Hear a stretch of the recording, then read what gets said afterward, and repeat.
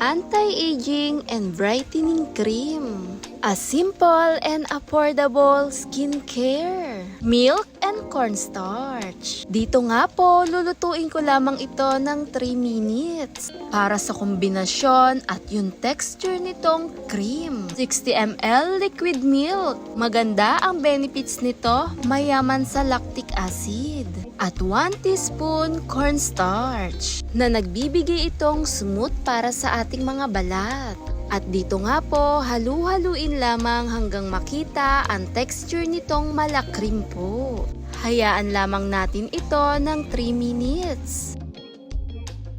Pagkatapos nga po nitong lutuin, heto na ang texture niya. Dito nga po ang siyang magsisilbing anti-aging cream natin. Kahit pa pang araw-araw ay napakaganda nito gamitin na nagbibigay protekta na rin para sa ating mga kutis. Kasama na rin ang beta-carotene ang dala ng lycopene ang tomato. Tomato paste nga po ang aking inilagay 1 tablespoon po. Mayaman ito sa vitamin C at collagen na pinapalusog nito ang kutis natin.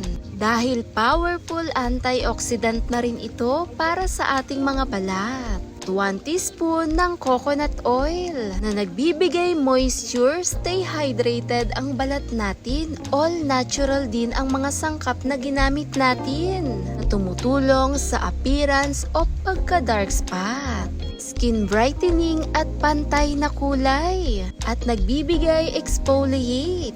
Dahan-dahan ko nga lamang itong iminas at ibabad ng 20 minutes. Napakagaan sa balat at nagbibigay lambot. At hindi basta nagdadry ang balat at binabawasan nito ang labis na langis. Pagkatapos i-relax at i-massage, banlawan na rin ito ng banayad, cool water.